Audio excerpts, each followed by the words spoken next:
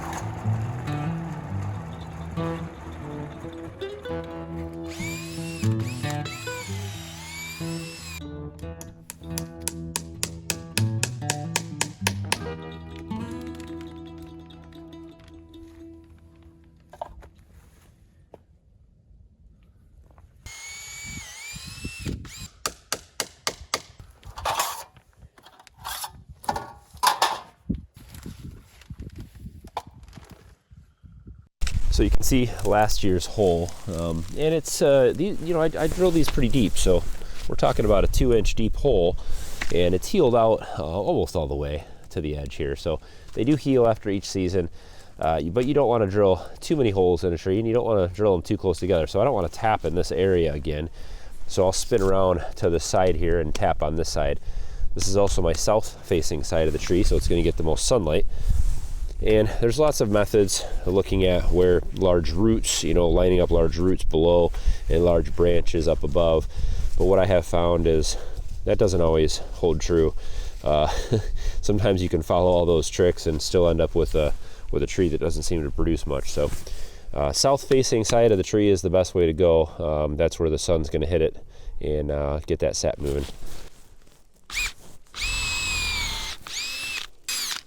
So I put some marker on my drill bit here. I do drill these a little deeper than a lot of people do. I do it on a little bit of an angle, so we want that sap to flow out of the hole. All that sap wood in there is just the sap will just kind of absorb into that hole, and we want it to just flow right out, which you can see it's doing already.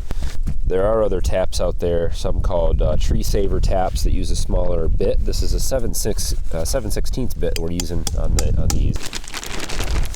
I always like to watch just for a second, just make sure that the sap comes out. We don't want to, if there's some wood chips or something stuck behind the tap, can clog them up, and that can cause issues. So I want to make sure I got a decent flow, and then I'll go ahead and hang my bag on here. But if the flow is not good right off the bat, I can tell it's obstructed, then I'll pull the tap out and we'll put a new one in, clean the hole out, make sure the tap is clear, and then we'll pop it back in. This one looks good.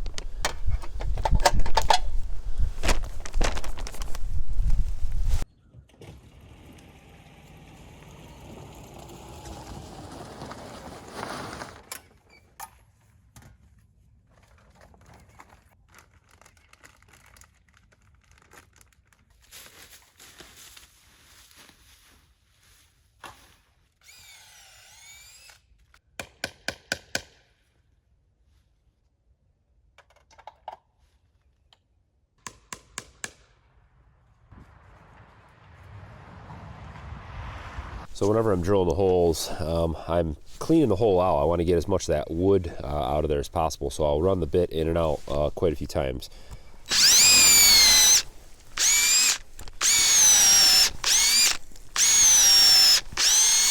If you don't do that, what can happen is, I mean, these wood chips that are coming off that drill bit are good size, and if those get stuck in there, they can block your entire tap. So, or at least slow down the flow quite a bit, and you'll get, you can get half as much sap if you have wood chips in there like that, or they'll get stuck down in the tap itself. So want to make sure the holes are as clean as possible. Ooh, that one's really going.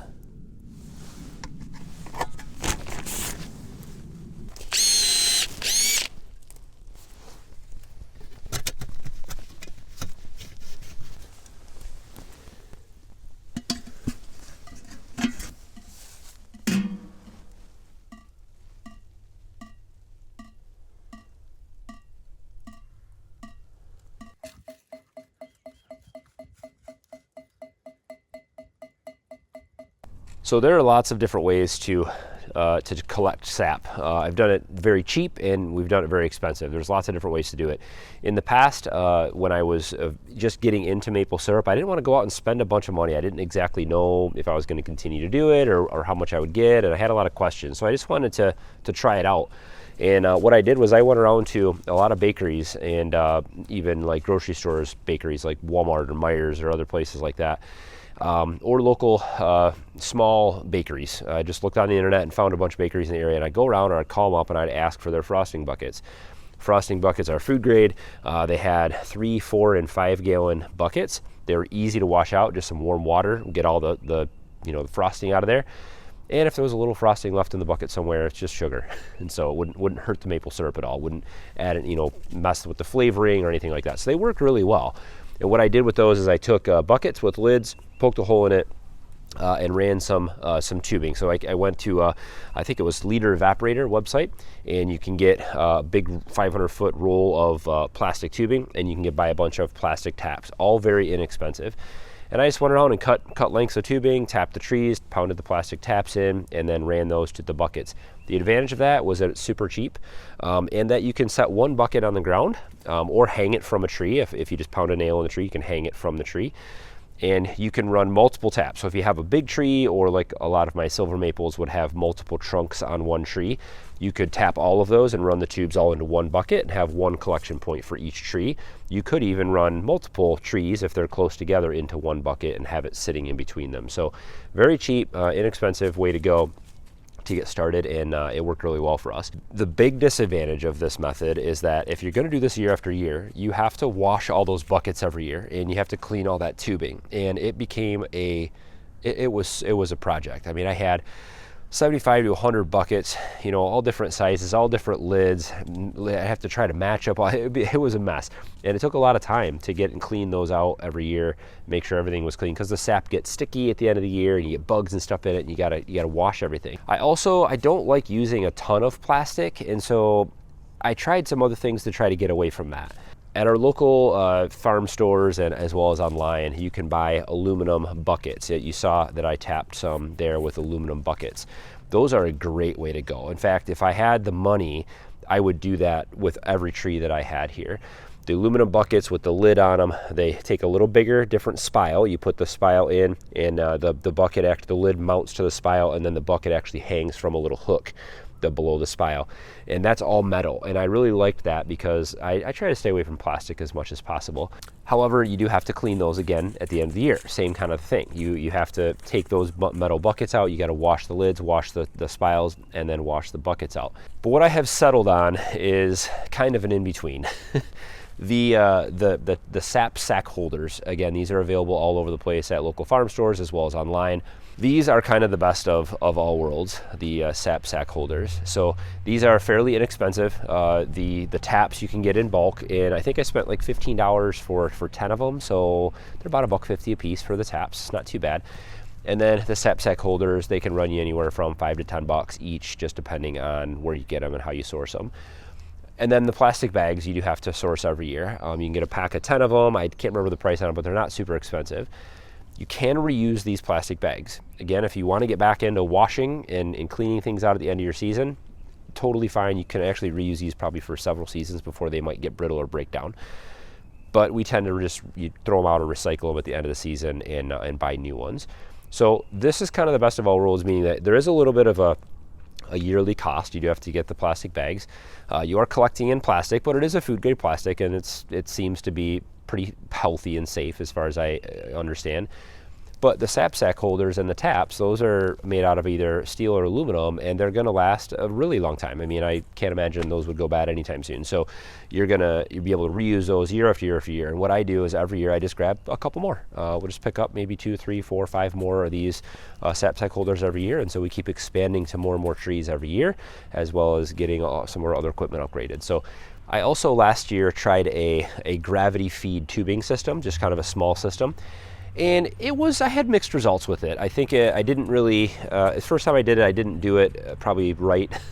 But a vacuum line system would be the ultimate way to go, because you can reuse most of your tubing. It's pretty easy to wash out. You can reuse your taps, but you do need to have like vacuum systems and some tanks and some other fittings and a place to store that stuff. And it's a little more involved, a little more upfront cost.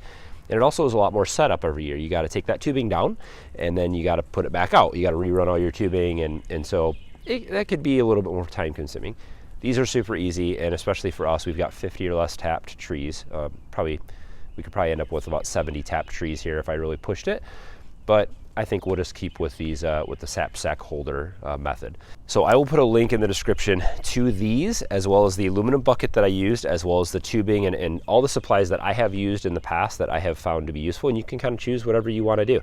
I will do a full series this season, as I have almost every season, on how we collect and boil and finish our maple syrup.